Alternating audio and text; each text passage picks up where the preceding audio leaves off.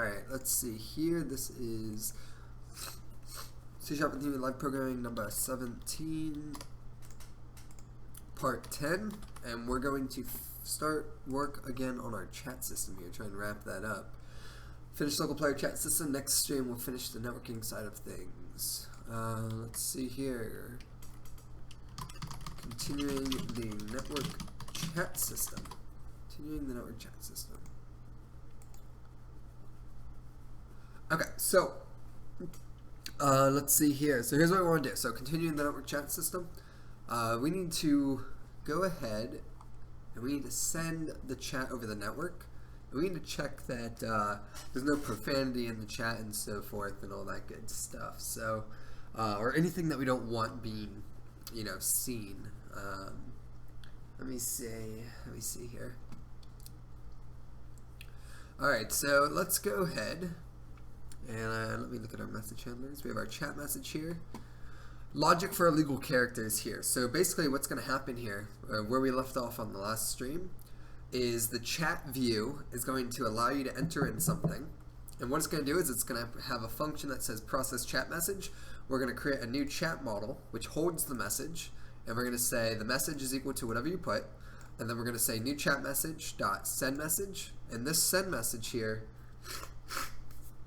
is going to create our network message. So this chat message is a network message. We're setting the connection ID, the target, the message, and then we're going to say message.handle message, and this is what actually sends it to the client.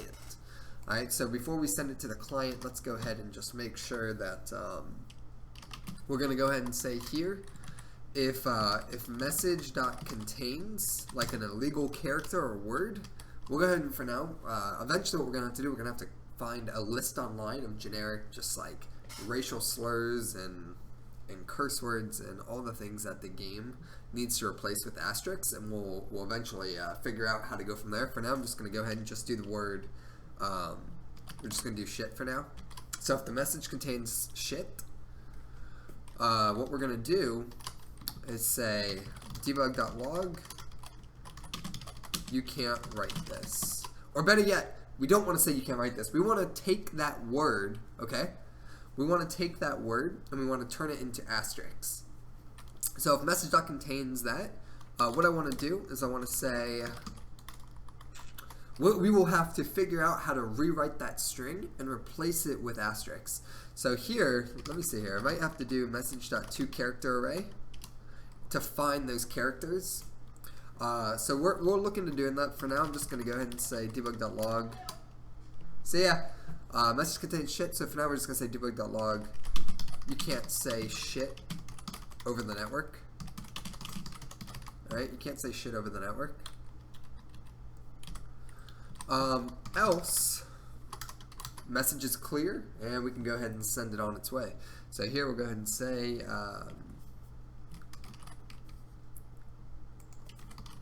debug.log, message is clear, sending. Alright, so we'll take this line here and we'll paste it here. Alright, so that's going to handle our message now. So it's going to send it to the server. Now the server needs to receive that message and update it on everyone's client. Alright, so let's look at how we're going to do that. Alright, so I sent the message from the client to the server. Let's go ahead and test this out, make sure that works. Now it should give us an error because we're not connected to a server, but if I say hey shit and I hit enter, okay, yeah, so we're not connected to a client, which is fine. Let's go ahead and start the server. Start the server. Alright, here we go. So here we are going to say hey shit. Ooh, actually we have a problem here. Server is on. One sec, server is on.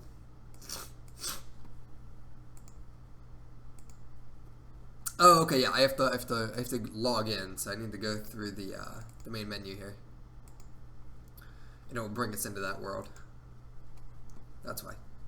Alright, here we go. So we connected to server. We're going to log in with MD5 and test. Alright, we logged in. Let's go ahead and say, hey shit. And you'll say here that it says you can't say shit over the network. Now if I pass in hey, it says message is clear, sending. Alright, and we got a reply from server, hello client. So we're already intercepting the message. What we want to do now is let's go ahead and let me see here.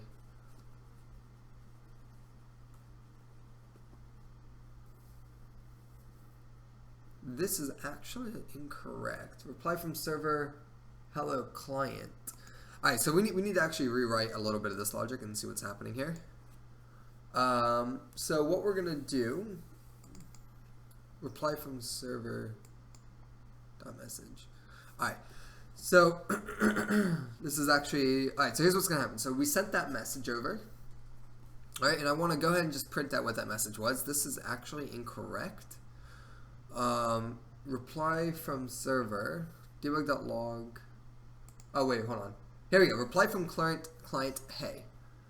Alright, so message from client was stored here, hey, and it sent back a new message. It sent back a new message, I guess, that said hello client. So it receives our message, hey, and it sent back hello client. So what we want to do now is we need to create a target, right? So a target type. So let's go and create, I guess, an enum of target type. Maybe? Is that how I want to do that? For now, we're just going to have one type, which is the general world. So let's go ahead and do, go to our server. All right, open up the message chat. Chat message. All right, so we have a string target. All right, and handling message for connection. Connection ID. Alright, and what we want to do now is we want to go ahead and let's go ahead and switch through, right? We're going to switch through the target because that's going to determine who we send it to. Do we send it back to the client who sent us the message? Do we send it back to an individual player for a private message? Do we send it back to everyone for game chat? So let's go ahead and do, we're going to switch through. And we're going to switch to target. Alright. And here we're going to say case world chat. Alright, that's for our world chat. And then here we're going to have case. For now, there's going to be world chat and private chat for now, I think. We'll have to experiment with this and see how we want to do this. Might need a different system. Let me see here. Switch target. So here, switch target. We have case world chat. If you're sending a message to the world chat, what we're going to do here is we're going to go ahead and create our response. So we have our chat message. I guess it's we can go with reply for now. So basically what we're doing here. So chat message reply equals a new chat message, and what we're going to be sending back, so let's see here, so we have chat message reply equals new message, and what we're going to do now is we're going to say chat message reply equals new chat message, the reply dot, what do we want to do, the reply dot message doesn't change because we're updating it for everyone, so world chat, so we have a new reply. And I think actually all we want to do is we want to take the reply that we have, which is all this data, the connection ID target and the message, honestly, and we just want to send it to the world. So actually I'm just going to go ahead and say here network server dot send to all, and I'm going to say message type dot chat message, and then here I'm going to say the reply. Let's see here, chat message. Oh, yeah, we're gonna call this chat message new chat, new world chat. Yeah, we'll say new world chat.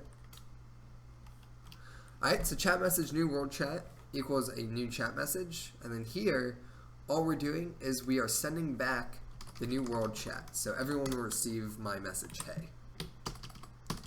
Alright, so that's type chat message, and that's if it's a world chat. So now what we're going to do here, let's delete this. Let's clean this up a bit.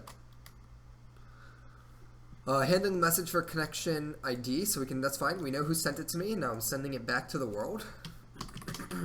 And what I need to do now is I need to case world chat as well on the client side. So the server is now sending that message back to everyone. And what we need to do now is go to our client.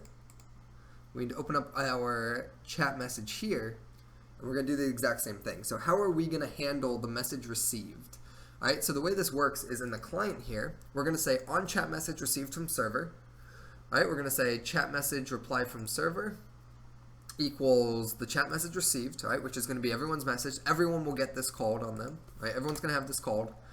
Debug.log reply from server, that's just going to be what the message is, right? Or the new chat message, whatever it is, our message received, we'll say. Message from server. And all I want to do now is, let's go ahead and say chat message reply from server. And all I'm going to do here is I'm going to say reply from server dot handle message. Alright, and this handle message here, we need to change some functionality in it. So here, we're going to receive a message, we're going to check if it contains shit, and we're not going to do anything. And actually, this is actually for sending a message, so I'm actually going to say public void handle message. Let's go ahead and say, let me see here. We have handle message. Maybe we need something to receive message, like dedicated to receiving message. Let's see here, actually. How can we do this? Because I want to keep this code very generic. So on the client, this is also, so handle message is responsible for sending the message, which gets called from our chat view and our chat model. I call this send message function, and send message is actually what handles the message and sends it to the client. What I need here now, handle message, let's go ahead and create a new one. Actually, hold on, there's got to be a way to check if it's incoming from the server. Let me see here, how can I do this? Logic for illegal characters, if message that contains shit, we don't want to display it. This is for sending, I want to read, so let me see here. I'm wondering if we can switch to a target type to do this. No, I don't think so. I think we're going to need a new one. So here we're going to go ahead and say public void, we'll say handle message received. So handle message received. And we'll say received from server. Alright, and what we're going to do here is we're going to switch through the target that we received. So we have target, we have case, let's see here. Hey, how's it going, Radu? Welcome to the stream, dude. Switch target, we're going to do case, we are going to say world chat. Let's see here. So we're going to do world chat, we're going to break. Alright, so if the target of the server message is world chat, what we need to do here is we need to now, this chat message needs to, let me see here, handle message received from server. This chat message now needs to basically communicate with the client and basically spawn a message object with our text down below.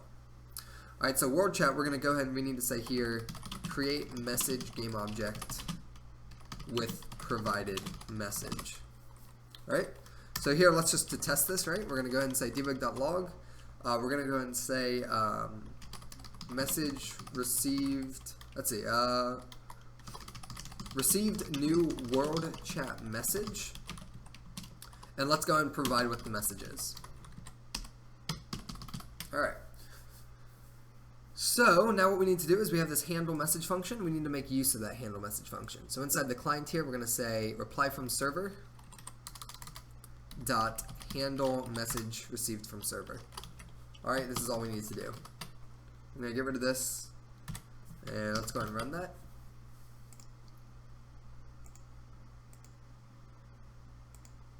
Alright, we'll run the server. We'll run the client. Alright, we'll log in here with MD5. Let's see here. MD5, we're going to go ahead and say, let me just make sure. Okay, cool. Alright, so let's go ahead and test. Alright, we log in. It says login successful on the server. I'm going to go ahead and say, hey. Alright, message from client, hey, on the server on the left here. And then basically, what happened now is it should have sent something back to us. So let me see here if it did that. Handling message for connection 1. Right, so when we do that, we're saying we're switching to target and we're sending to all message type new world chat. We need to go ahead and say here, let's see here, debug.log, we'll say sending message to all. Oh, you know what? I never set, I don't need to do this. I never set the target, guys, to world chat. Alright, so we messed up there. So let's go ahead and do that. The target needs to be world chat.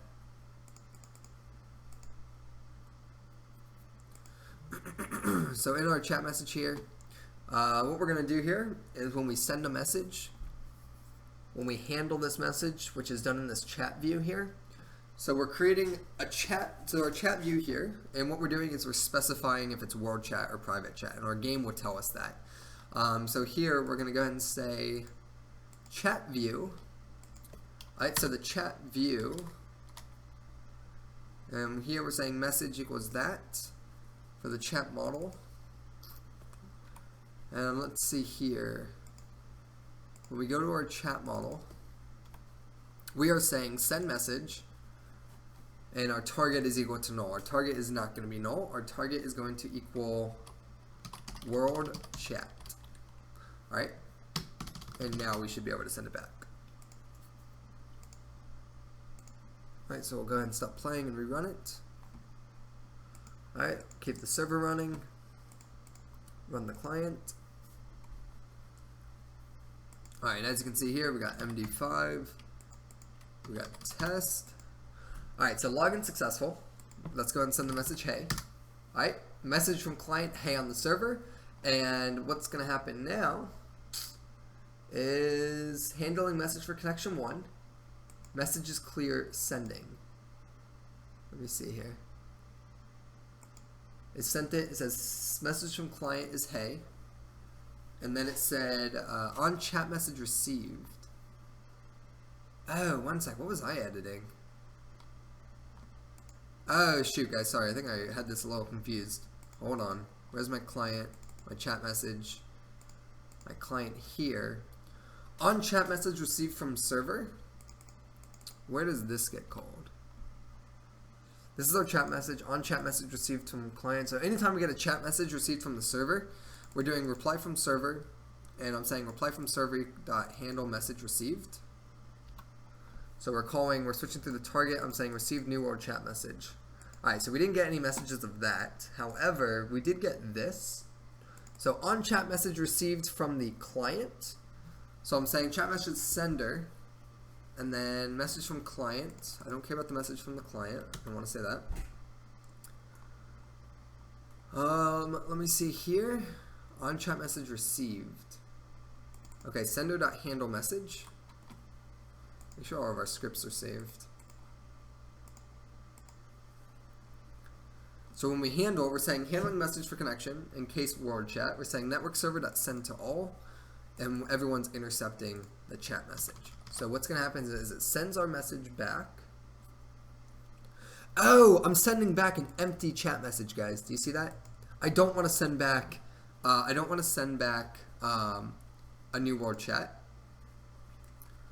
I actually want to send back this. If the target is a world chat, I want to send back all the contents of this. Network server dot send to all this. All right, let's try this.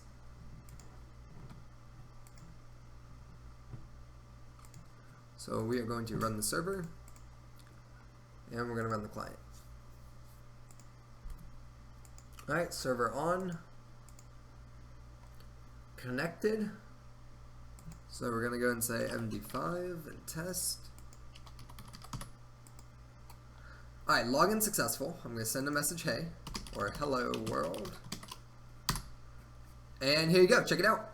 So basically, the server received handling message for connection 1, okay, which is this, and it sent back to the client, every client. If there was another client connected, it sent back to everyone, received new world chat message, hello world. So now what we want to do, right, is we need to, here, I'm going to go and print out what the message is so we can know. We're going to go and say here, if it's a world chat message, I want to say debug.log, sending to world chat, or here, we're going to say request for world chat message, and we're going to say the message.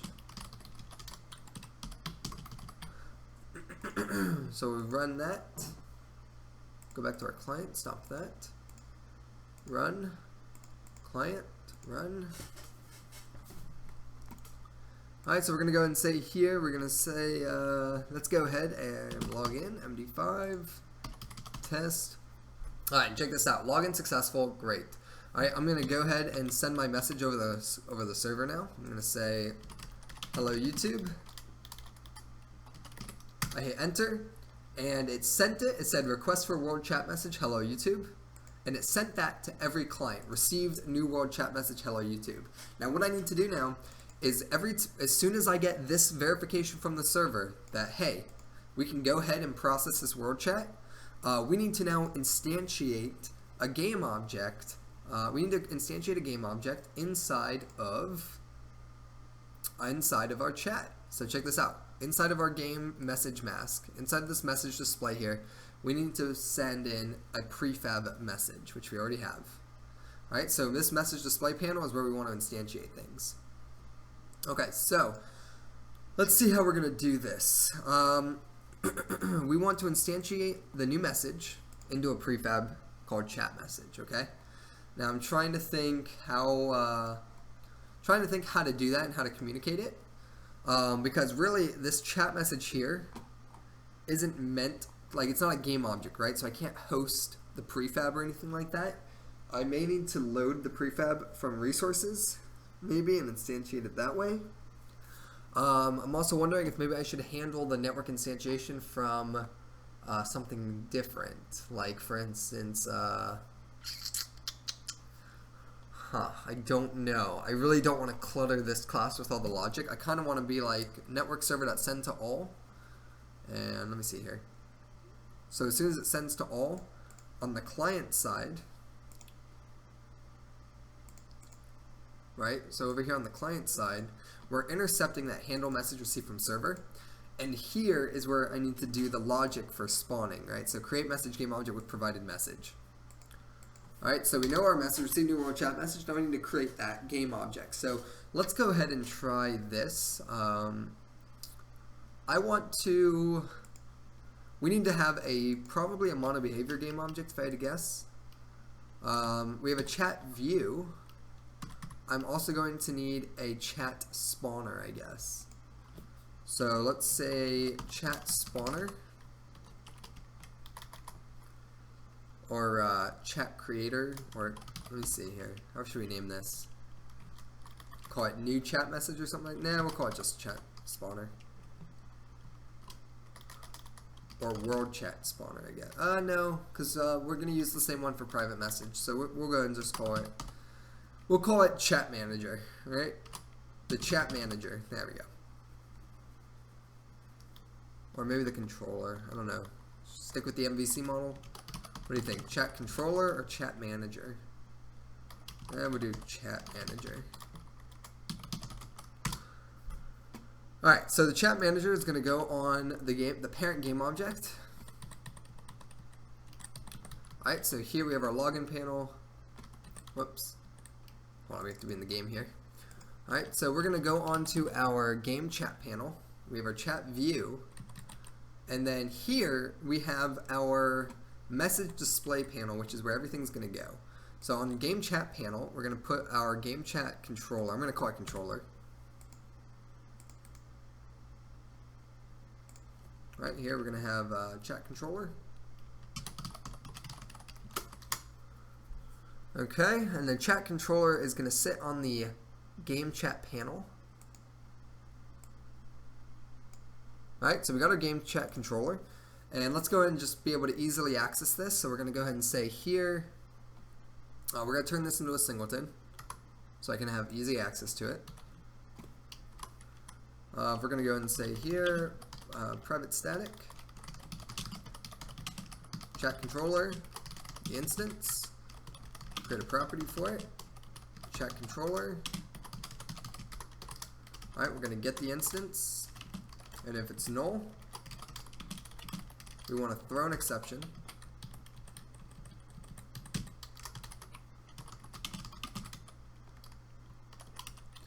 And otherwise, if it's not null, we're going to say return the instance. On awake, the instance is going to equal this. Alright, so now what I need to do is get my variables in order. So what am I going to need? I need a reference to public game object, message prefab. Alright, so I need a reference to the message prefab. And then what is on the message prefab? So let's take a look here. The message prefab is just a text component that I'm going to change. So let's go ahead and we are going to have, I wonder if I can I do a text component? Can I instantiate a text component? No, I think I have to do it as a game object, but let me see here. Alright, so on the client, we have public game on message prefab, right? And what I'm going to do is we're going to have void, we're going to say public void create new message. Alright, so public void create new message. And what we're going to do here is when this gets called, alright, when this function gets called, we're going to instantiate the message prefab. We're going to say instantiate the message prefab. The position of it, I don't know if it actually matters because it's going to be in the content footer, which should automatically position it. So basically, I'm just going to instantiate the message prefab. Now, after instantiating it, I need to access the text component on it, okay, and change it. So what I'm going to do here is I'm going to say using UnityEngine.ui, and I'm going to see if I can do this. I'm going to go and say here, we're going to say text message equals instantiate the prefab as a text. And is it going to let me do that? Text equals instantiate as text. Cannot convert type unity game object.GameEngineUI.text. Okay, no, you can't. Alright, not a problem. So we need to do it through the game object, which is perfectly fine. So here we're going to go ahead and say game object message equals instantiate message prefab as a game object. And then what I'm going to do next, alright, as a game object. And then what I'm going to do next is I'm going to access that message. I'm going to say message.getComponent. I want the text component off it.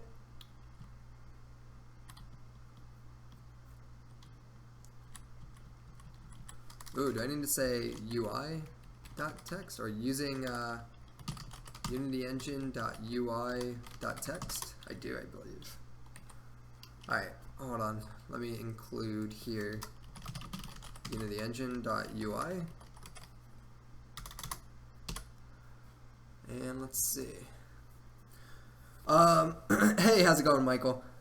Quick question. How secure is this chat? Can users send commands to the server? Okay, so how secure is this chat? So the way it is it is very secure. I am authenticating the message on the client to check for I'm authenticating the message on the client to check for profanity and stuff like that, and then I'm sending it to the server, and the server is responsible for sending it back to the client. So the client has no control of actually sending information to clients I don't want them to see. The server has the final say on everything. All the game logic, everything like that is all on the server. The client is literally just for updating. Updating its client as well as surrounding clients when I say to. So all the logic is handled on the server, which they'll never have access to. Alright, so here we have message.get component.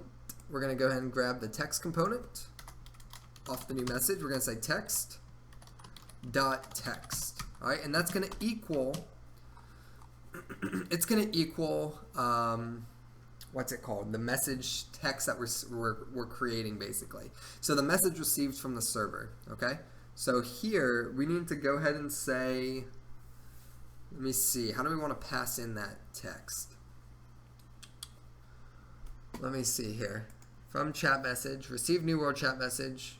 Oh, here, duh. We're going to go ahead and just do it from the chat controller. When we call create new message, we're going to say string new message.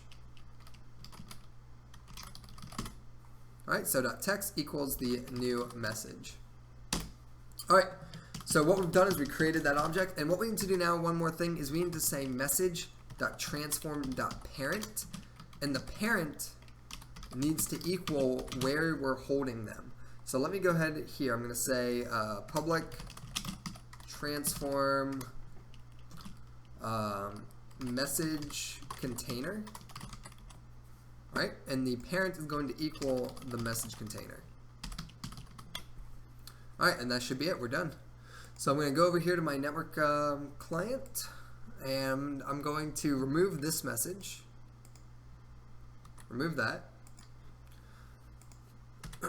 I'm going to click on game chat panel. It needs a message prefab. We're going to give it the message prefab. It needs a message container, which is this message display panel. Alright, we're going to save our scene. We're going to go to our game. Whoops, don't want to run it yet. Alright, 1 second. Let's run the server. Let's go back to the main menu. We're going to log in here. Alright, so MD5 and test. Hashes are the same. We log in, and let's go ahead and say, hey YouTube, and receive new world chat message, hey YouTube, but it didn't work because I never actually called that message. Handle message received from server. If it's a world chat message, what we want to do, we want to go ahead and say chat controller.instance.create new message, and we're going to pass in the message. So we're going to say message, and here we go. Let's go ahead and run that again. Alright, we're going to log in here with MD5. Test, oops, sorry, not test. MD5 and test. Alright, we're going to say, hey YouTube. And there you go. We have the working chat system. Alright, so this should have appeared on everyone's screen. So I'm going to launch up a new client in a minute to verify that it did do that. And you'll see here that my text here is still, hey YouTube. So I want to go ahead and clear that out when I send. So the way I'm going to do that is I'm just going to go to my chat view, and as soon as I say new chat message.send message, I'm going to just go ahead and clean up. I'm going to go ahead and just clean up my new chat. And actually, the first thing I can do when I say that is I can go ahead and say here, as soon as I process the chat message input, I can say chat message input dot text equals nothing. All right, so we reset it on the client. Alright, so let's go and log back in. Alright, we're connected. We're going to log in MD5. We're going to say test. Alright, and if we say hey YouTube, and there we go. Alright, so now we actually broke something. It did not spawn a new game object. Or it did, but the text is blank. So what did I screw up there by doing that? Oh, duh. I set the chat message input to send to blank before it processed. So no, I don't want to do that. I want to do it at the end. So at the end of processing, I want to go ahead and say reset to 0 or to nothing. My bad. Alright, let's go ahead and run this. Connect to the server. Alright, we're going to log in here with MD5. Test. Alright, we're going to say, hey YouTube. And there you go. Now we have our working chat system. So let's go ahead and open up. I'm going to go ahead and build this. Let's go ahead and do Control B. We're going to build this, and then we're going to run it on 2 clients, and I should be able to communicate now back and forth between those clients. And what we need to do now is we need to structure the messages. So I want them to say, you know, your username, colon, plus your message.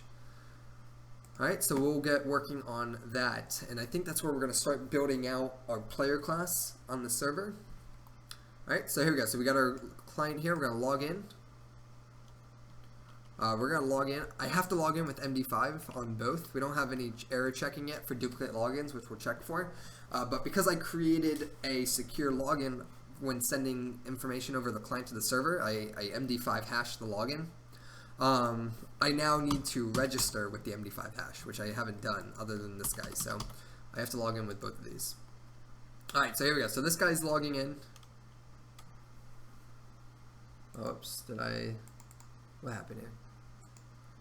Hold on. Is the server running? Yeah, okay. Alright, message is clear, sending. Okay, connect to server. We're going to say MD5 test. Alright, login successful, but it didn't. What the hell? Login was successful, but it's not taking me to the new thing. Weird. I wonder if it has something to do with this. Oh, that's a problem. What the hell happened there? Hold on. Let me do that again. MD5 test. You have an invalid username or password? What? Wrong. Hold on. Let me stop this. Whoops. Alright, I'm going to run the server. Alright, server's on. The client is connected. We're going to say MD5 test. Okay. Now what we're going to do. Oh, that login success, holy shit. That login success message needs to only go back to the client who sent it, which it is, but let me see here. I'm saying here, sent to client, message type login. How am I handling that login client side? Because I think I logged that client in on the other client. Login request, how am I handling this? Login request, public void handle request, process server response. If login was success, all I'm doing is this. Now, hold on here. I think I need to verify. No, hold on. Client. Okay, so 1 second. Check this out. When I receive a login request from the server, it gets processed on everyone, right? I don't want that to happen. I only want to get processed here, user.process server response. I only want to process it on my connection ID, not everyone's connection ID. Okay, so that is a huge problem right there. So what we want to do is we need to just say here, if the connection ID received from the server, or it was meant for me, then I want to process it. If it was meant for someone else, then I want to ignore the message. So there we go. That's a huge bug. So there's just some security stuff. So let's go ahead and fix that right now. The way I can do this is I can go ahead and check the. I have login requests and I have the user. And I actually don't even know if I want to go that far. Yeah, okay. Let's see, before I even process server response, here, I can do it in there. Let's go ahead and actually check and see if I want to process it, okay? So when I do this, let me see here. This is fine because it's using my local client, but this is getting ran on every client, and that's not okay. What I want to do here is just return basically. So if connection ID not equal client.instance.connection.connection ID, so if it doesn't equal mine, so if my connection ID doesn't equal the client connection ID, then this isn't me, and we're going to return. If the connection ID received from the server equals, okay, if it equals the client who sent that message, then we want to go ahead and say, go ahead and log that person in. So this should fix that error. Let's go ahead and rerun this.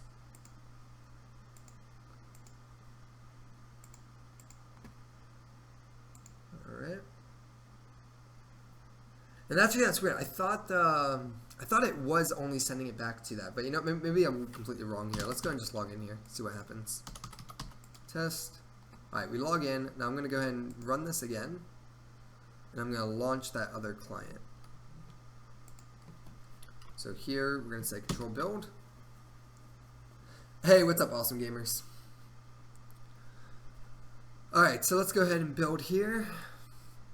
Alright, so let's go ahead and log in on this client.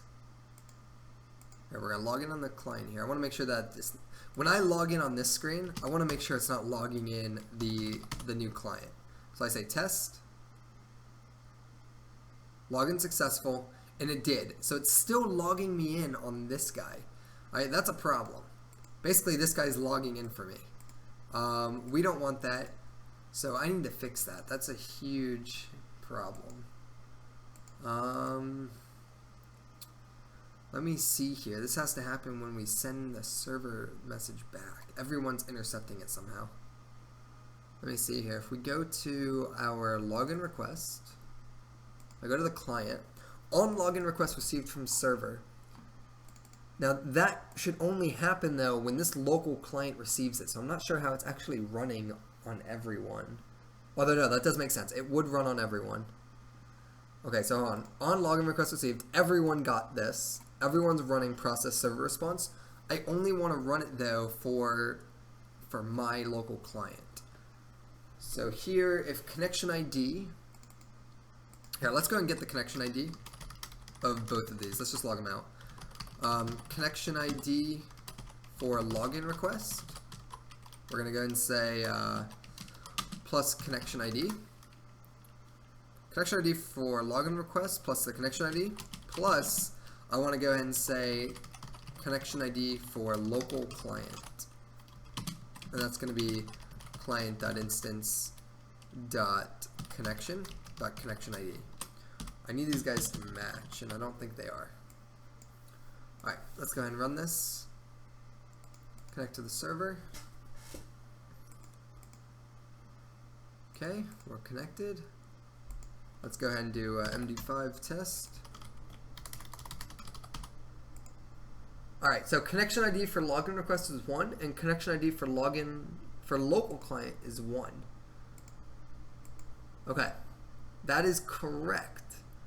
Now why the hell is that logic not working though? So if we go to our chat controller or login request, so if the connection IDs are different, right, that means that this message was not meant for me. Let me make sure here that this here is proper. Handling message for connection ID 1. I want to say login request. Who do I want to send this back to? I want to send it back to the connection ID that I received, which is 1. So I'm notifying that person.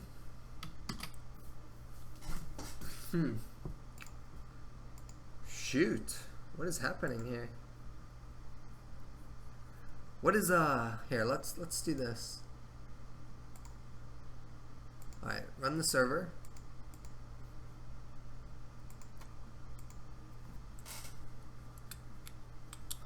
And we have here, we have the client running.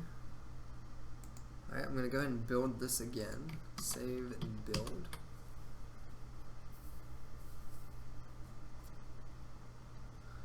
Alright.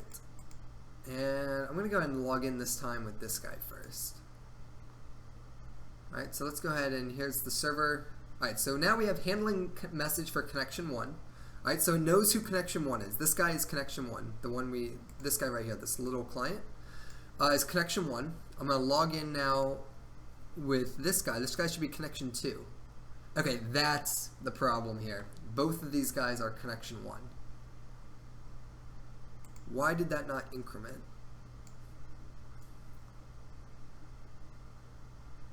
Weird. We don't have our own unique ID for some reason. Test. Hold on. Let me just log in here with MD5. Test. Handling message for connection 1.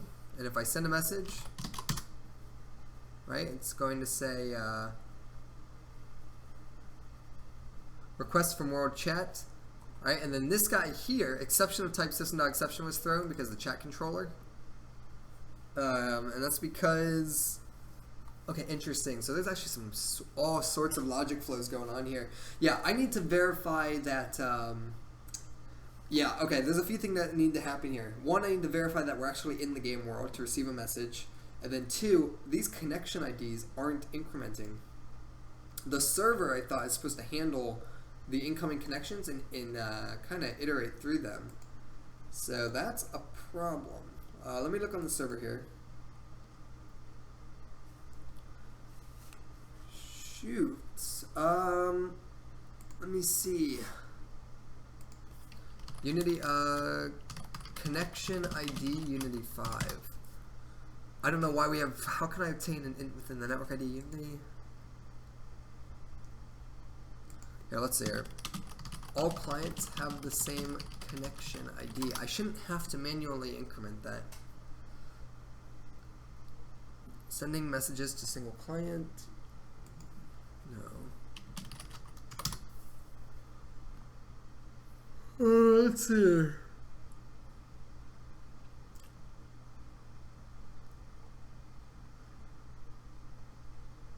Now I see command sent by client. Alright, hold on, let's look at this. Connection ID Unity 5.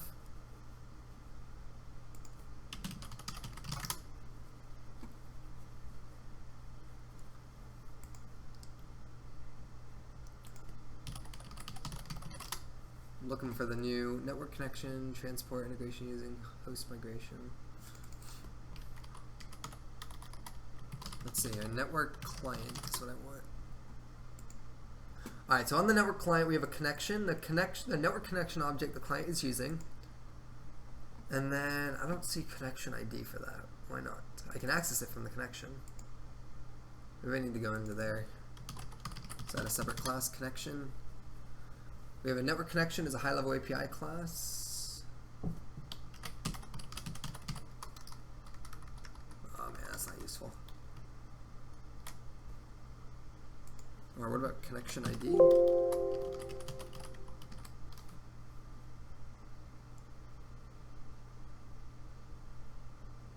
Let me see here. Connect.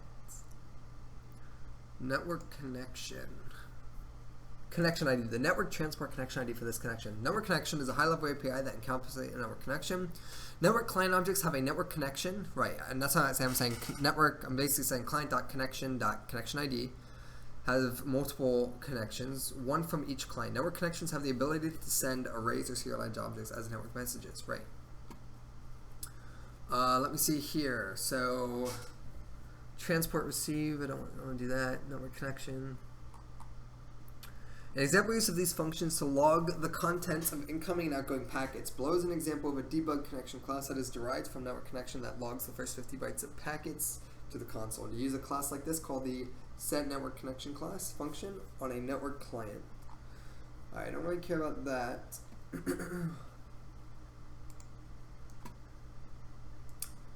Crap. This is a problem. Why are they not separated? Okay, hold on actually. It would assume that each individual client could be a network connection ID. Let me see if we can override that. Can I say, let me see here, can I say client.connection? This is a network connection. The network connection object this client is using. Dot connection ID. Unique identifier for this connection that is assigned by the transport layer. So what is the transport layer? And why is it not working? Let's see here.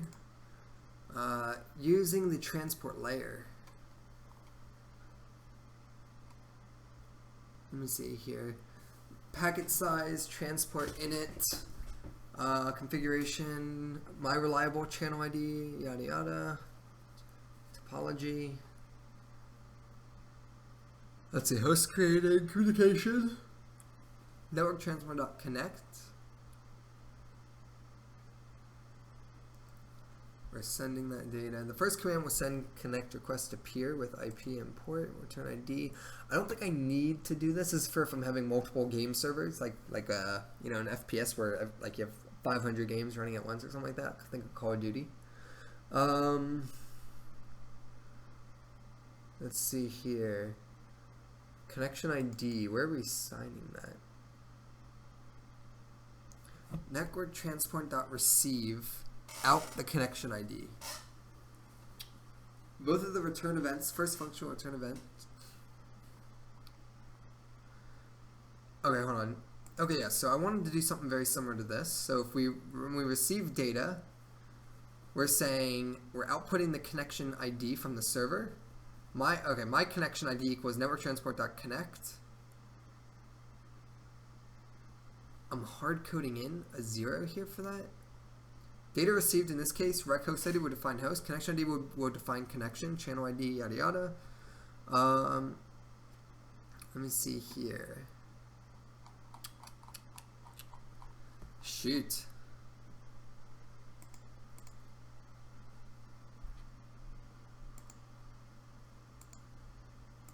Let me see here. I want to log some stuff on here. On chat message received. Let me see here, debug.log, or actually, hold on. Handle message. Handling message for connection, the connection ID that was received from the client, which is 1, but it's 1 for every client. So I wonder if that 1 is the same as what the net message info is. So let's go and do this.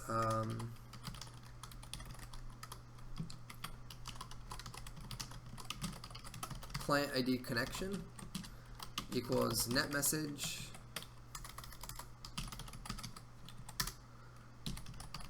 .con.connection ID. Alright, let's run this.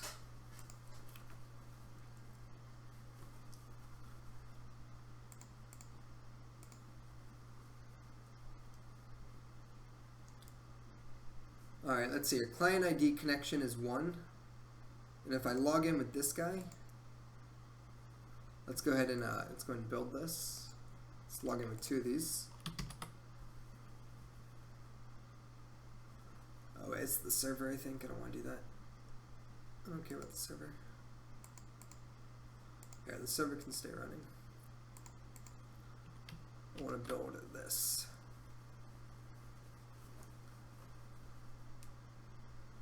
Alright. So here we go. So we have this MMO client, which is now connected. Alright, he's connection ID 1. I'm going to log in here. Okay, here we go. Client ID connection 2.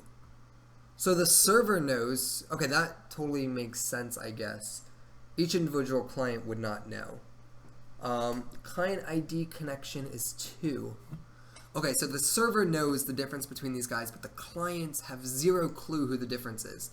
That's a big problem. How do I tell the client to update their connection ID?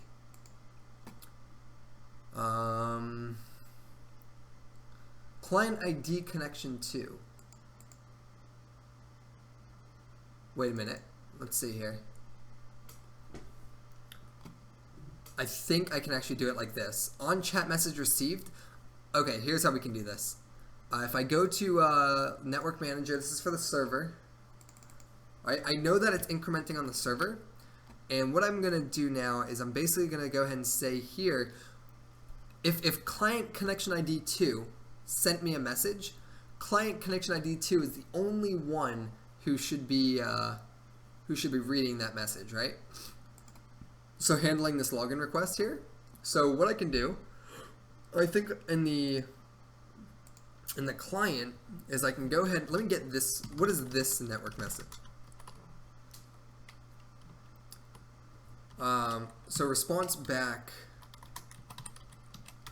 Hold on, actually, I'm trying to think here. We need to actually, shoot.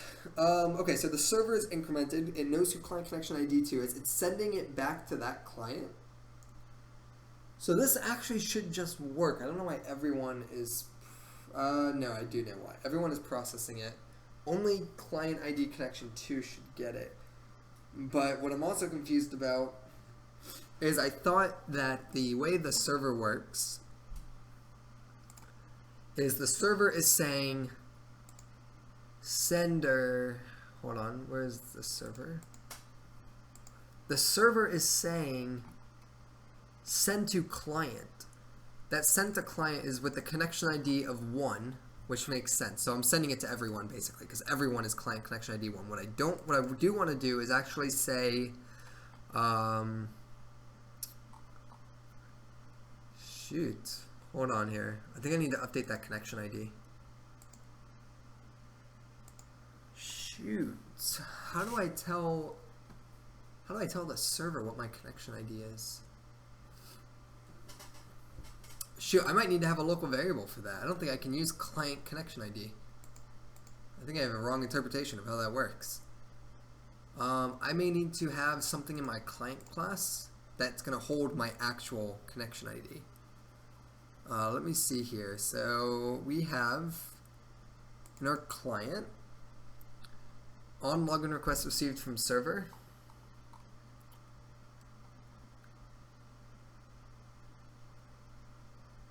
Let me see here. Or maybe not. Hold on, let me check something here. I want to check and see if there's a way to know if it's a local client. Although no, I'm setting it back to 1, so I don't want to do that.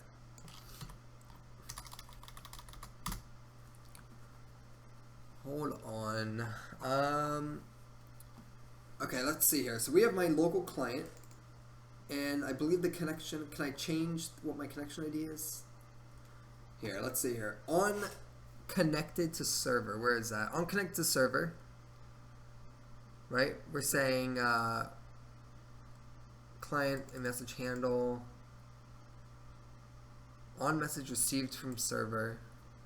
I'm trying to see where I should assign what my actual client ID is. Let me see here. I just want to see if it's even possible first. So on login request, let's just go ahead and say here, client dot connection ID equals the ID that the server says I am. So let's go ahead and just say 2 for now. I just want to know if I can actually do that. Is that a public or private field?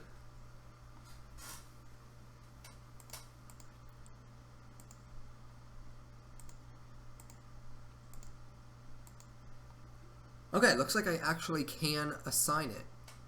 Okay, good deal. So here's what I need to do. I need to assign my connection ID so the client knows who the hell he is. So the way we do that, alright, is we are going to open up our client. And what we're going to do here is when we connect to server, we're not going to send this my connection ID thing here. I no longer need to know, I no longer need to say hello server or anything like that. I now need to create something to get or obtain. So on connected to server, we're going to say, I want to basically say here, obtain client ID. Okay, obtain client ID, right? So obtain client ID. So here's how we're going to do this. I'm going to send a message to the server that's going to send it back to me for my client ID. Let me see if there's already something like that.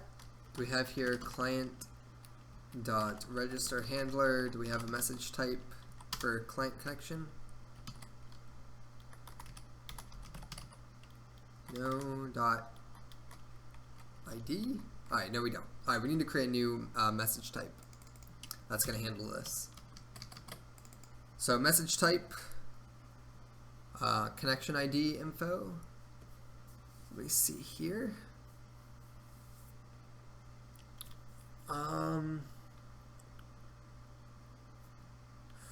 Although crap, because I don't want this to already I don't want this to actually override everyone. So shit, we actually might have some major communication problems here. Let's see, client dropped connection. How do I actually, wait, what's the best way to do this?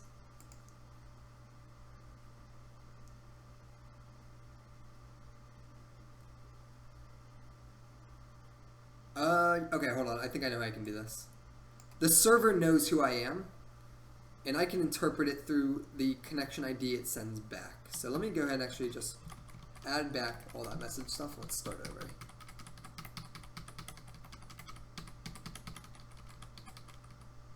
Okay, so we're right here, and what I want to do, so the server knows who I am, so this client connection ID thing,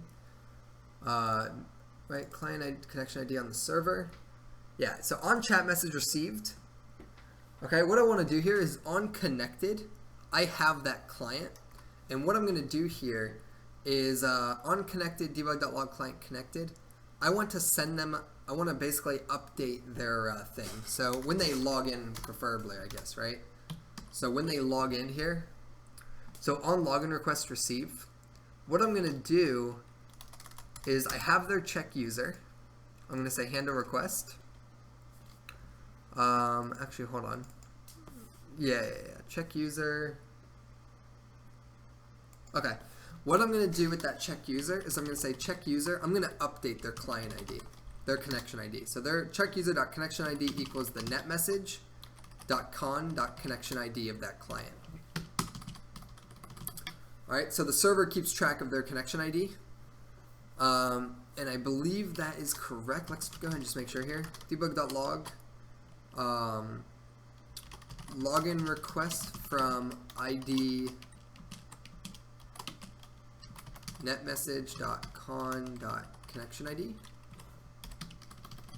Or here, I can just go and say check user.connection ID because I just set it. And this will help us continue on to the next step. Alright, so we're doing check user connection ID, good. Alright, so here's our server, stop that.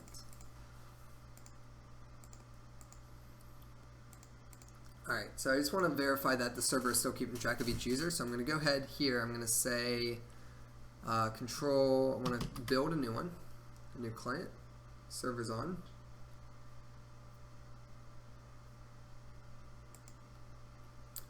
And let's go ahead. Alright, we're going to go ahead and say here, username is MD5.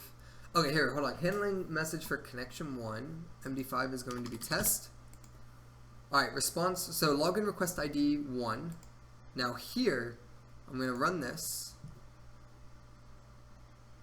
Okay, I'm going to say MD5. We're going to say test. And login successful, login request from ID 2. Alright, good deal. So it does know that each client is separate, which is good. What I need to do now,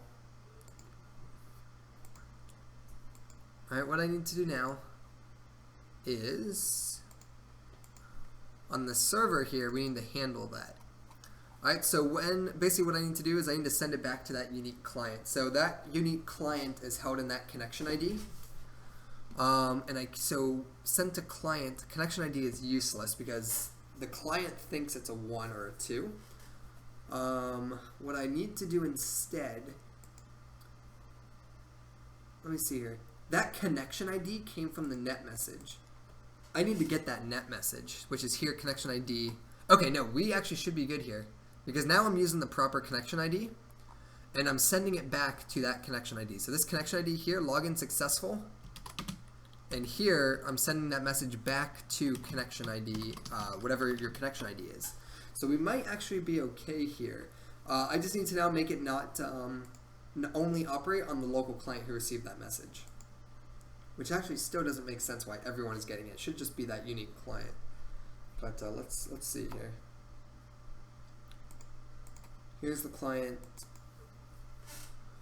We're going to go ahead and say here, I need to say user.net. Okay, so it actually does have the updated process event. It has the updated stuff. Here, I want to check if the connection ID not equal this connection ID. This connection ID for some reason is always 1. I have no idea why. Shoot, hold on. Damn it. Hold on, let me see how this works again with 1. So connection ID for login request, connection ID for login. So this gets run on the client side of things, right? Yeah, this is on the client. So let's go ahead and stop playing here.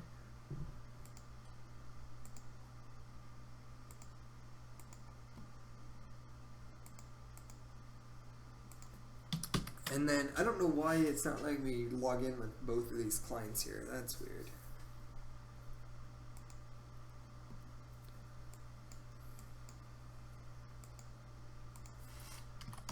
MD5 test.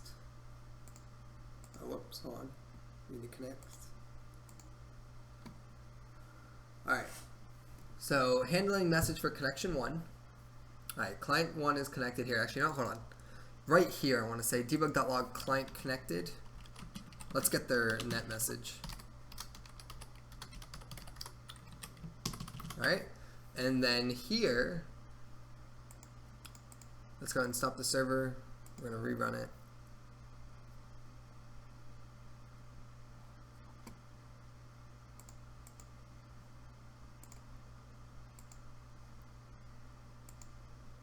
Alright, let's build a new client.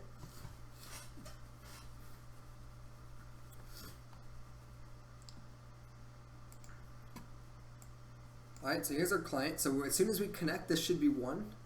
Alright, so client connected 1. Let's go ahead and log in with this guy. Alright, client connected is 2. Okay, these are the guys I want to send direct messages to. Alright, so client 2, right, is just this server. Is just this, my Unity client here, okay? So what I want to do is I want to send a message directly to client 1. And I'm having hopes that I'm not going to see it on this Unity here because this is client 2. That's what I need to happen. Alright, so I want the server to send a message to this little client here, and I won't be able to intercept it or see it. So here, client connected is 1.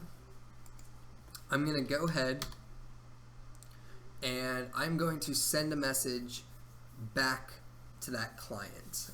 So the way I'm going to do that is I'm going to go ahead and create a... when I say handling message for connection 1, oh, here is what we need to do. Alright, this connection ID, alright, here's how we're going to do this. I'm just going to say public network message, net message, and that way I can get the net message that sent it and I can send it back. That's what I'm going to do. Because now I can just say netmessage.con.connectionID and send to all this, instead of connection ID, I'm saying net message. Alright, so this is actually going to break a lot of shit. Give me a second here. That's how we're going to do it. We're just going to pass the network message around because obviously the server knows who everyone is. So let's go ahead and just do that. Alright, so on the server here, on the login request, right, I'm no longer using their connection ID, I don't believe. I'm using their net message now. So public net message, network message, net message. Alright, and let's just see where it's going to break. Okay. Alright, so here we go. So network server.send to client. I want to send to the net message that we receive. So netmessage.con.connectionID. That way that unique client should be getting the message. Alright, let's see where else we need to update. Alright, so when login request check user, this is no longer the issue here. Alrighty. Alright, so now it's going to handle the message for that unique client. Alright, so everything looks good in the server side now. I'm going to update everything. Instead of using the connection ID, I want to use the net message. Alrighty. Alright, we're going to do the exact same thing on the client side as well. Alright, so I'll hop over to client. We can turn this off. Let's see here, our chat message here. So here for our login request, we're not going to use connection ID. You're going to say network message, net message, and we'll see where that breaks.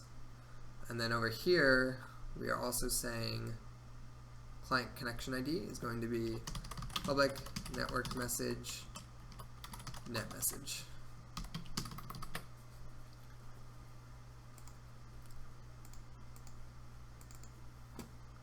Alright, so here we go. We're no longer doing this. The net message is equal to the client dot instance dot network connection class. Is that a net message? No, not that. Hold on, I'm trying to see here. When we send a message to the server, I don't think I need to fill in my net message anymore because it gets populated on the server.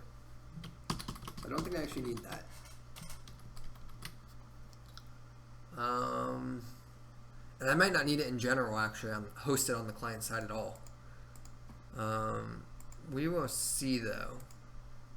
Yeah, you know what? I'm trying to think. I don't know if the client needs to ever know what his network connection is. The server just needs to know who to communicate with properly. So what if I removed the connection ID stuff entirely? I don't know if I need it. We might be breaking a bunch of shit here, so we'll find out though. I'm hoping now this only gets ran locally on everyone's individual client, unless I say otherwise. That's the goal here. Alright, so login request, let's go ahead and fix all these errors now. Let's see, connection ID. Right, so when we create a login request, we don't need that because it's handled on the server. Right, and when we create a login constructor, we no longer have it. And right here, when we're sending a message, I don't care about that. Alrighty, let's go ahead and alright, let's go ahead and test this out, see how badly things broke. Alright, let's run the server. Hold on. Something didn't compile.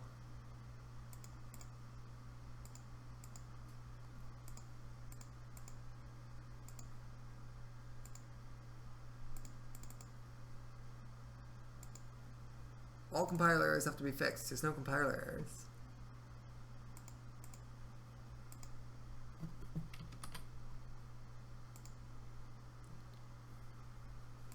Let me see here in the client, everything looks good.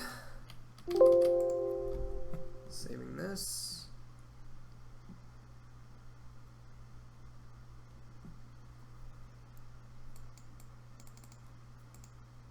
Dude, what errors do I have? My God. Can I run the client? Nope. It's like not telling me what errors I have. What is wrong here?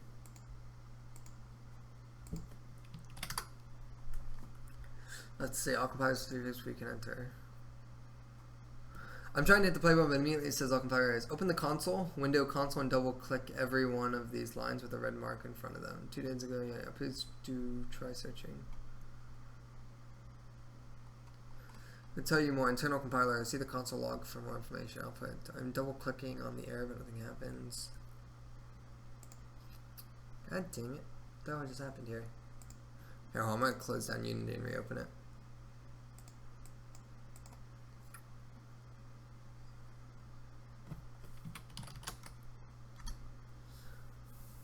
Do you have plan to have some user connect to server at the same time from 2 devices? If not, why not send the message to user ID? Yeah, no, exactly. So, right, so everyone's going to connect. Oh, no. So they're never going to connect at the same time from 2 devices.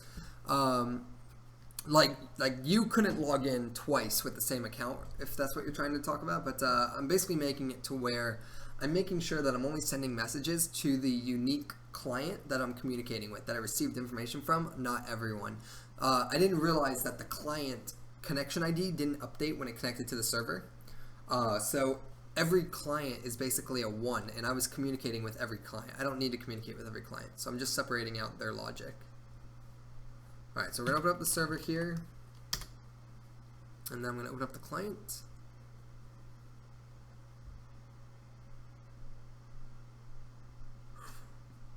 And we have our client.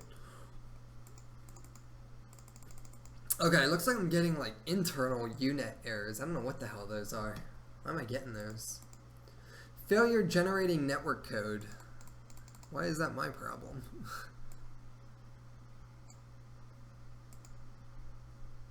Holy shit. UNet Weaver errors. General serialization for chat message unknown. Unknown type. Networking message. Oh shoot. Oh wait, hold on, wait a minute. This is on the server. Alright, hold on. I need to redo something. Okay, it does not like... I don't think it likes storing a network message, if I had to guess. Alright, here's what we have to do. Alright, so public login request, the connection ID. I'm going to have to make that an int again for connection ID. Alright, so that's going to be our connection ID. I need to now set that connection ID though to be what our connection ID is for who I'm talking to. Let me see here. Public int ID, connection ID from the client side. So network manager here, I need to say check user equals all of this good stuff. But check user dot connection ID is going to equal the net message dot con dot connection ID. I guess I can't pass the connection ID through like that, which I should be able to do. It's a network message. I don't know why it's complaining about that. But here, now before processing this, I've updated who the connection ID is, so we should be good. Now it's going to send it to that unique client, I'm hoping. And actually, it didn't like that still. Am I missing something? Oh, here. Public connection ID as well here. That's weird. I don't know why it doesn't like... I don't know why I can't pass around the connection ID. I guess it's too much data, maybe. Handling message for connection ID. And what we want to make sure we're doing is we set that as well from the server. So when we say connection ID for incoming message, so here we have on chat message received. I basically need to update the sender.connection ID with whoever sent me the message. So we're going to say con.connection ID. So we're getting a message from the unique message handler, so we can determine how to handle that, or the unique client. Let me see here. Now we should be okay. Yeah, that was it. Alright, so it doesn't like us not being able to send out stuff like that. So in the client here, I need to actually update all of that stuff again. The chat message is going to be int connection ID. And the login request will also be, and I need to do the exact same thing I just did. So here, oh, and actually, you know what? Do I? Maybe. Do I even need this client-sided? I don't know if I do. Because it's the server is the one who really needs to deal with it. Because I'm trying to do it all, it should already know who the unique client is, so I might not even need any of this. Let's go ahead and see. I'm going to delete that. So now our chat message just has a target and a message on the client side, and the server will handle the ID part. So if I go over to here, chat view and chat model, client. Are we doing anything with connection IDs here? Nope. Alright, let's see here. It should be happy now. Yeah? Alright, good deal. Alright, check this out. Let's see how this works. Index out of range for something. The sender. Oh, okay, you know what? Hold on. I think it's trying to map that data now, and I don't have that data. Like basically it's looking for a connection ID for the server, and I'm not sending it a connection ID is what I think is happening. Let me make sure that's right. Yeah, the server has no problem, but this is out of range. So hold on, I do need to update the chat message and the login request, because I believe it will get an error on the login request as well. Let me just make sure that's the case. It should say the exact same error. And it does. Okay, good deal. So I do need to have it, but it's more so just to be handled for the server. So we're going to add that back, and then login request here, we're going to have public int connection ID. I just don't need to set it. It's just going to be whatever. The client doesn't, I don't care about it. Maybe I'll care about it later. Alright, so let's go ahead and rerun this. I'm going to run the server. I'm going to run the client. And we're still getting index out of range. What the fuck? Why?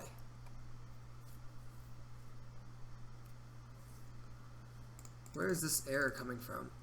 Chat message sender equals netmessage.readMessage.the chat message. And they should be identical. I have a connection ID, I have a target, and I have a message. Now, on the client side, I have a connection ID, a target, and a message. Oh, whoops, I never saved the script. There we go. I don't know why whatever it's called, Visual Studio doesn't always save on Control S for some reason. Alright, run the server. We will run the client.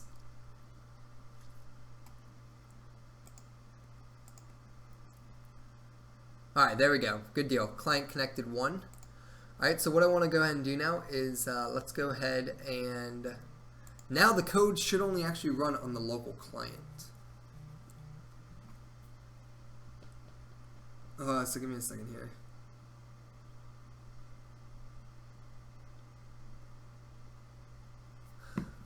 So what we want to do is the server is running, and I need to have now.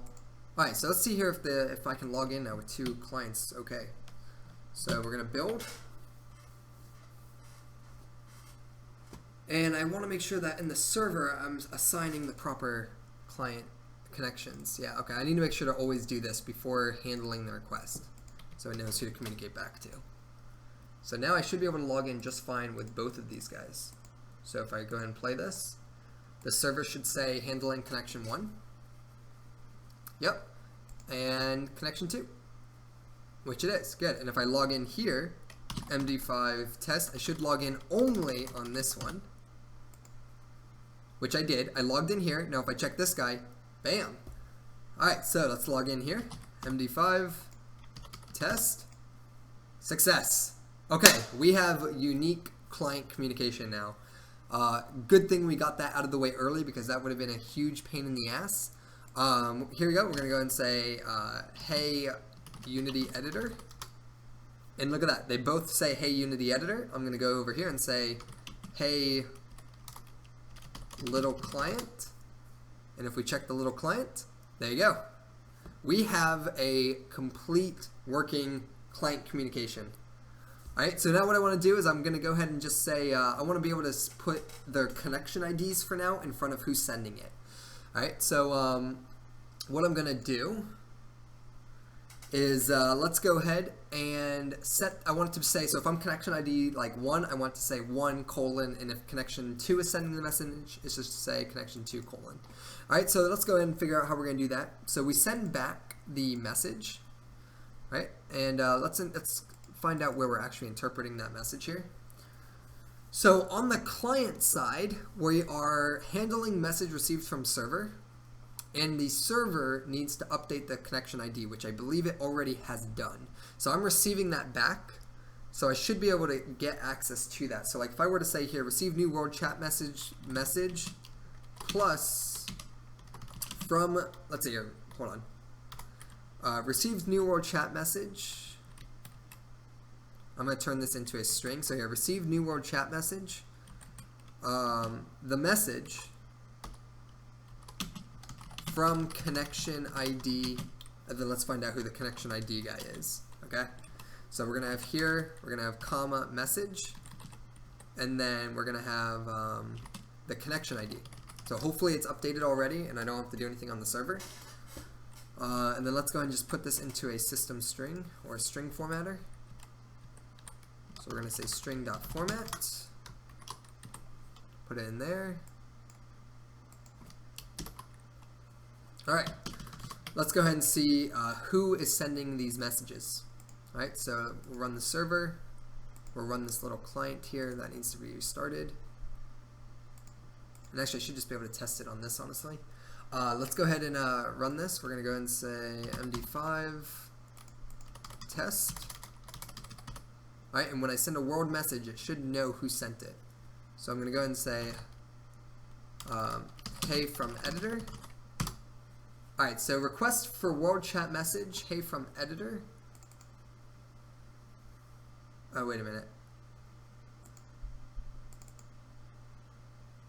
Request for world, whoa. What the hell did I update? Oh, did I update it client side? I may have.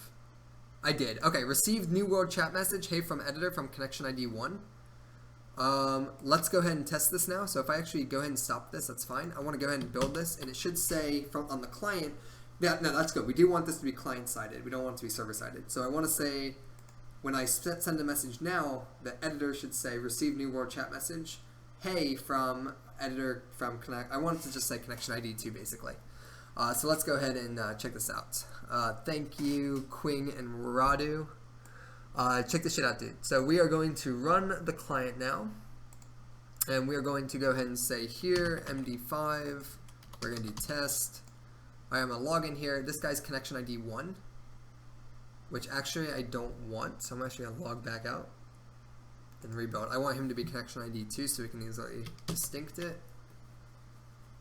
Alright, we're building. Alright, we're going to run this guy. This guy's going to be client 1, which the server is handling connection for now. Alright, so client connected is 1. Let's get this guy connected. This guy should be 2. Alright, client connected is 2, handling message for connection 2. Alright, so now we're going to log in with MD5 on this guy. This is connection 1. We log in successful. Log in here. Alright, connection successful. Alright, good deal. So let's go ahead and send a message here. Hey from editor. And you'll see here, receive new world chat message, hey from editor with connection ID 1. And here is the big concern. Hey from little client. And check it out. Receive new world chat message, hey from little client connection ID 2. So now we can distinct which one is sending it. So what I can do now is I'm going to reformat the string here. So I'm going to go ahead into our message here, into our message text. So we have our chat controller, and I'm going to reformat it. I'm going to go ahead and say here, I want to say, it's basically later, right? What's going to happen is it's going to say string username, because I want it to be in the format username colon your message. For now though, because I haven't created the player class, we're going to do int connection ID. Okay? Everyone's following with that? Int connection ID in the message. And then here we're going to go ahead and say equals string format. And we're going to say connection ID colon and then your message, right? We're going to go ahead and say message. So we're going to say connection ID and new message. And we're good. Alright, let's go ahead and save this and test it out. And it should work.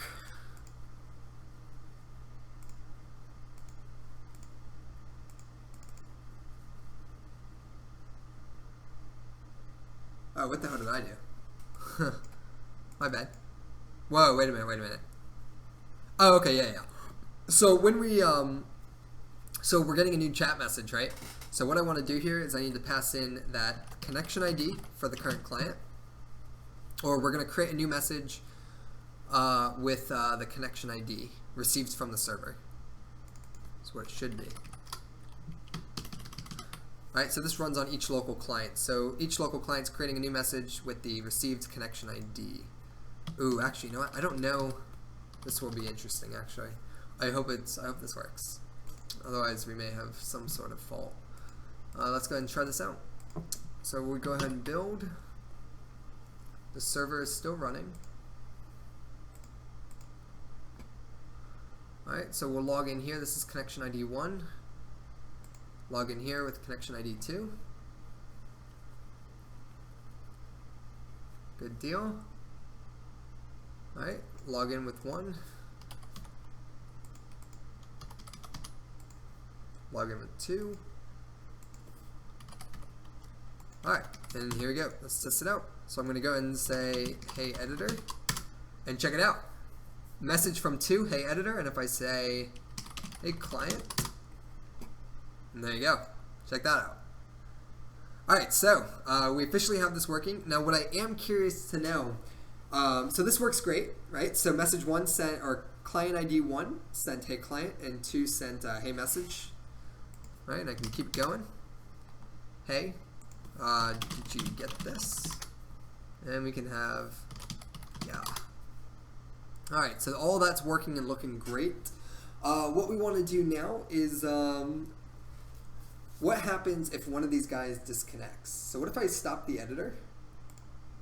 I wonder if am I still message 2 or am I now 1? Okay, so I'm still client connection 2. So I guess my connection ID never changes, which is fine. Because I guess that makes sense. You don't want to have to reroute. We'll see if that causes any problems down the road, but it shouldn't, hopefully. But basically what's important is that the server has a direct link of communication with this client, and that's what I care about. Now I'm going to go ahead and log back in here. I want to make sure that everything is still good network-wise. So if I log back in here, okay, yeah, client connected is 1. Okay, so it just keeps your, it's like a queue basically. It refills that spot. Or it's like a linked list. It like removes one from that list, everyone stays the same, and someone's getting filled.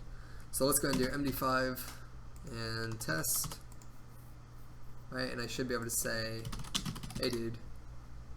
And you'll see here too that all the messages for a new client are blank, which is good. We do want that. Alright, cool. So our chat message server is functioning, working, and I'm going to go ahead and say it is done. If it clutters up, like for instance, we're almost at the end of our thing here. Let's see, can you scroll? Let's go ahead and see if we can scroll. And I can scroll through the messages.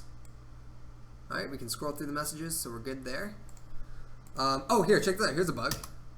Look at this. I can send blank messages.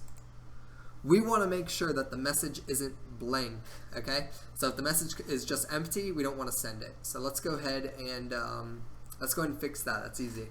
So we're going to go into our chat model, our chat controller, and actually our chat message view here. Our chat message view, chat view. All right, so here we go. So process chat message. I only want to process it if you actually type something. So if chat message dot text not equal just emptiness, then we'll go ahead and process all of this good stuff. Alright, and we'll send the message and do that. Yep. Alright, this should fix that issue. Alright, we'll go ahead and run this just to make sure.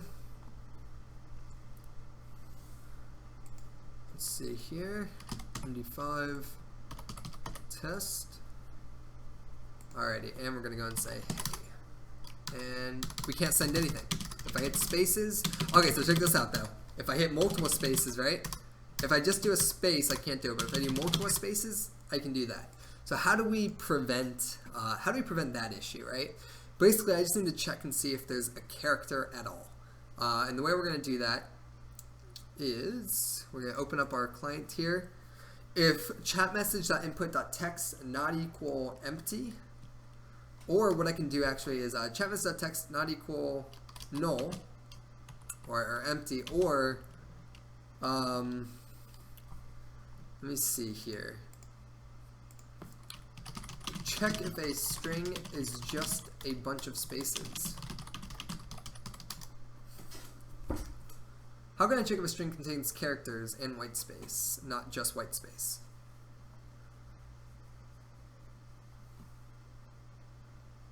Okay, I don't know what this command is. That might be something C# related. Oh, okay, string contains only white space.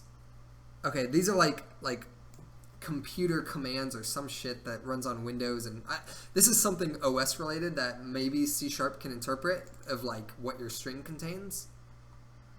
Let me see here. And actually, I just realized these might be JavaScript. Here, I think that's JavaScript that we may have been looking at. Oh, here. Oh, check that out. Is nor white space. Easy. The string to test. Is nor white space is a convenience method that is similar to the following code, except that it offers superior performance. So, nor empty. Okay. The following example creates a string array and then passes each one. Very cool. Let's go ahead and try this. So is null or white space. So if we go ahead and say inside our chat here, delete that. We're going to go in here and we're going to say, so trim is used to trim a message. Like literally if I wanted to, I'm not interested in trimming the entire message, because what I can do is I can remove all the white space by trimming. I just want to know if it's I believe the white, I just want to know if it's just all white space is what I'm looking for, and I think this is what I want. So inside the chat view here, we can go ahead and say here, if string dot, if string dot is white space. Oh, interesting. Hold on, is that part of a special namespace? Yeah, it's part of system. So let's add that. So using system, if string dot is no. One sec. Let it compile.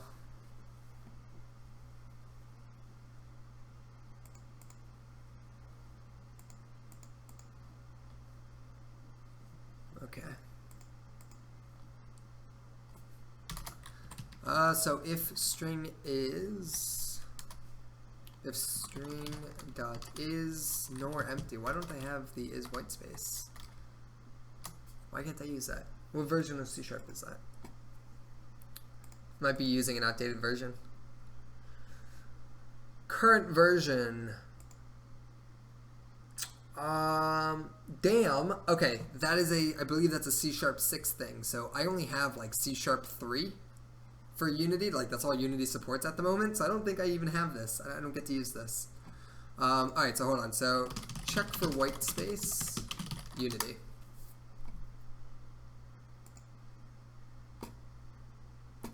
I'd say you use string dot is null or white space. What the hell? But because mono, okay, yeah, because mono isn't used in the newest version of .NET, you have to implement it yourself. Oh, okay, I see. So here it consists of white space. You pass in the string, and then you basically iterate through each character. If okay, I gotcha. Very cool. So that's easy to do. Let's go ahead and do that. We have to create it ourselves. So we will go ahead and do here. Chat message login request. Go to our client, and you guys, I don't know if you guys are familiar with custom functions, but I have a video on them. Return type functions is what they're doing there. So here we're going to go to our chat view, and basically what we're going to do here is we're going to have a bool function. So instead of void, we're going to do bool, and we're going to do check for white space. Or here, if bool has white space. So if bool has white space, we're going to say return true. And now we need to find a condition to actually make that true. So what we're going to do here is we're going to say bool has white space. And it's going to take in your message. So what's going to happen here is it has white space. We're going to go ahead and say the for each loop like before. So for each var character in your string, and actually I think I need to convert it to a character array. So here we're going to have a character array string equals our chat message input.text. Alright, and then what we're going to do here is for each character, so for each, we'll say for each letter, right, in our string, in our message, let's see here, is chat character message dot text dot to character array. There we go. Alright, so for each letter in our string, which is our message, if the message is a space, or if it doesn't equal, right, if the letter is not a space, that means we have a character. And what we're going to do here, if it's not a white space, we have a character, we're going to go ahead and just stop it. We're going to say return false. And then if it keeps going through and it's just spaces, it's going to return true. Make sense? Alright, and because it's a character, I think it needs those little letters. Let's see. What's it not like here? I'm not sure what I'm missing.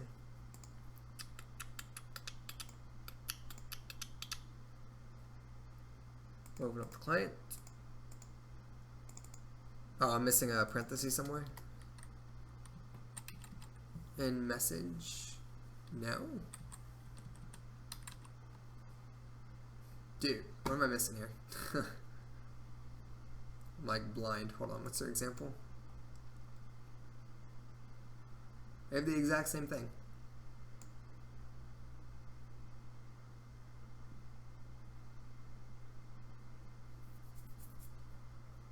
I don't know what it doesn't like. Unexpected symbol. Oh, duh.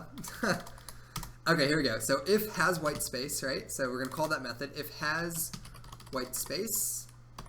And if has white space equals false, that means that if has white space equals false, actually not here, we're just actually going to do this. If has white space equals true, then we're just going to go ahead and return. We're not going to do anything. Alright, we're going to return. So give me a second here. We're going to rewrite this a bit. We're going to go down here. We're going to copy all of this good stuff. Alright, we're going to delete that. I'm just going to paste this back as normal. And when we process our chat message, before we even do it, we're going to just check to see if has white space, or has only spaces is what we should name this. If has only spaces,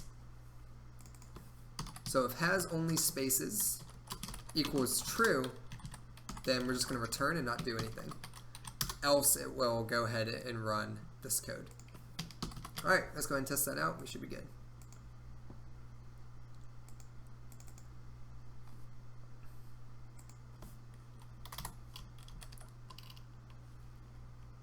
No? What the fuck? God damn. Let's see. What is it not like? No, we can use string.trim. I just don't like using string.trim for something like this. So if letter not equal an empty space, like a character, what is the issue? Empty character literal. What the hell does that mean? Never seen that before.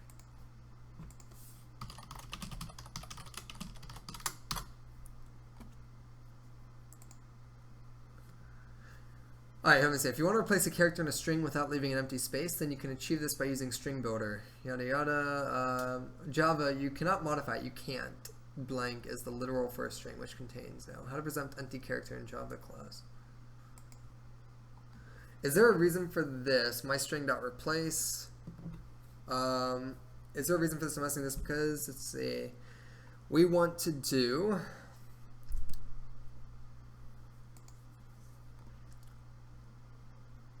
Hold on, let me see here. Check if a character is a space in C#.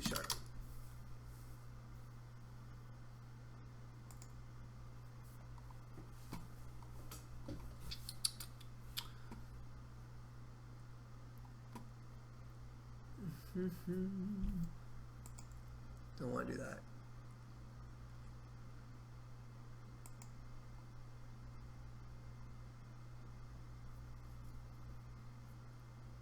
Let me see here. String this as a test into I. It's going through each one.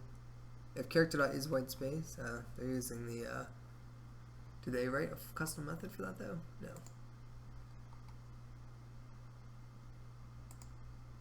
There we go. Okay, looks like there's no such thing as an empty character. The closest you can get is that. Okay. Oh, right. You know what? Hold on. I don't think I defined the character empty. Give me a second. Do I need a space in between here? Like that? There we go. Okay, good deal. Alright, let's run the server and run the client.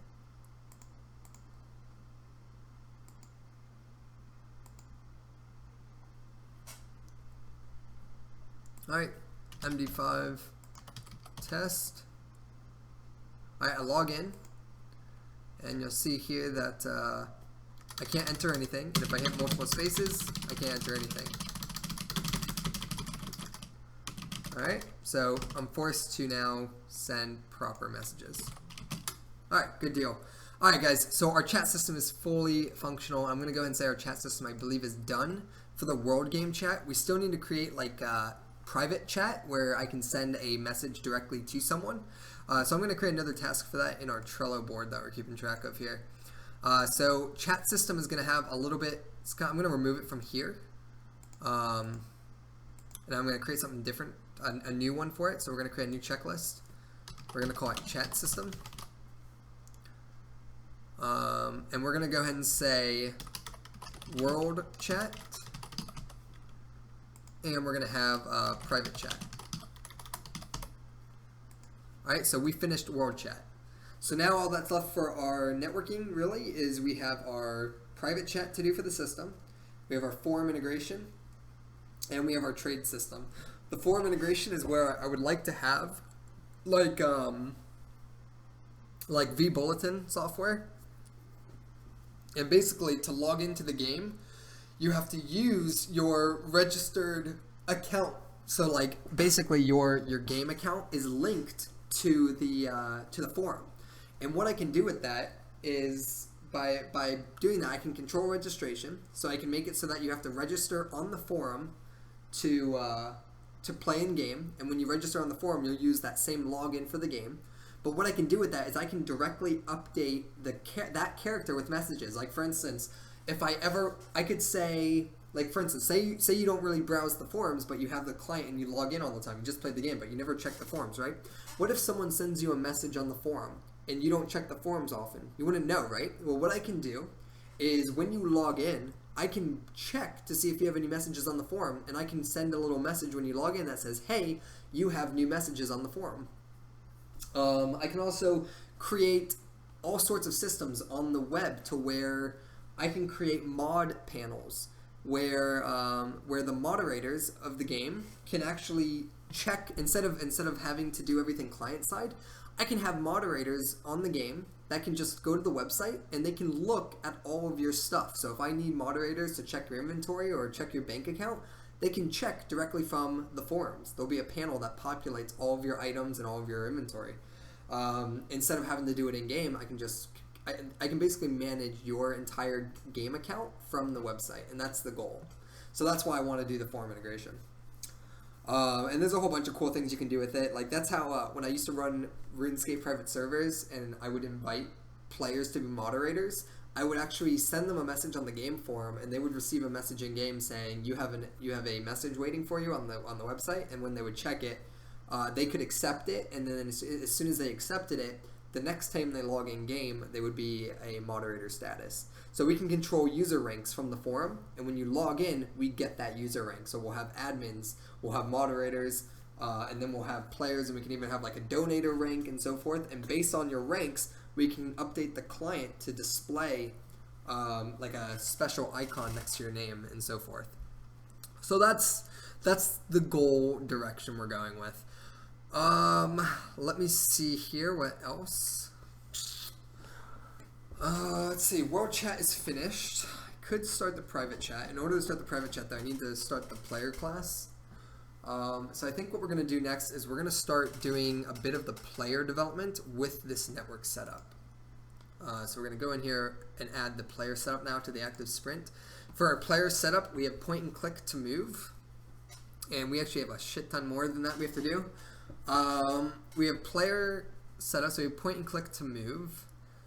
I guess that's one of the first things, really. Movement, right? We need synchronization, actually. So here we're going to say, let's add something in here. We need game object sync. All right, we need game object synchronization, which we haven't done yet. And that I honestly am very nervous to tackle. Using the network high-level API, all of it's done for you. So not using the high-level API, we have to use the network messages, and we're basically going to be sending and receiving constant updates from the server about player position and so forth like that. So, and I want to figure out how to zone it, because I don't want a player across the map that I can't even see receiving processing power to update my position. That's just, wasteful. So we need to figure out a system for that. And I need to fix. I don't think we're really gonna be, because I'm gonna do form integration. Our sign up form for the client side is useless, which means our bcrypt stuff is useless as well. Because we're going to, instead of pulling from the sign up database that I created, we're actually just gonna pull from the username and password on the web server and compare those passwords, which may run into implications too. I don't know. It depends on how we save that data. So let me see here, because the way I send that data to the server is how the encryption needs to be on the forum. So let me see here. What does vBulletin use? vBulletin password security. Let's see what they use. vBulletin password hack fuels fears of serious image.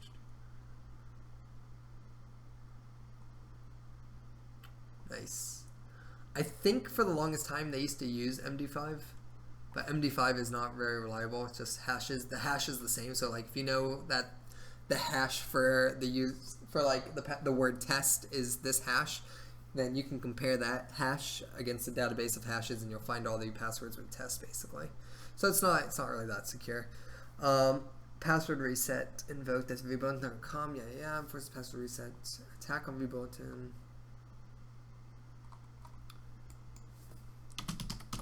Let's see, are they using MD5? Okay, here we go. Just curious, I wonder what hash function is VB using for VB3 and VB4. MD5, SHA-1, SHA-2, or none of the above. So SHA is also an amazing security system. The casino industries use it. PHP code, username from VB where username equals username and password equals MD5.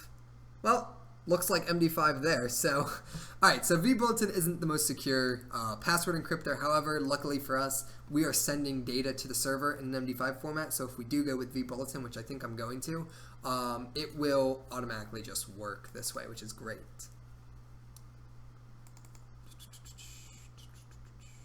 Let me see here.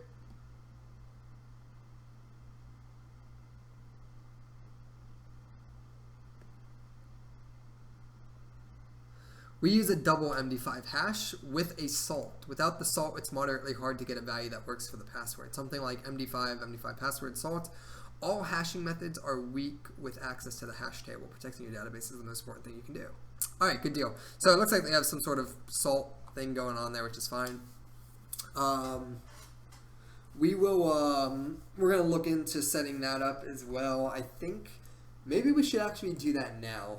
I'm really trying to procrastinate doing the player setup stuff because it's going to be such a pain. I'd rather get all of the network stuff we want to get out of the way first. So what I'm going to do here is I'm actually going to install vBulletin, and I'm going to make it so that when I register on vBulletin, I can log into the game with that connection stuff.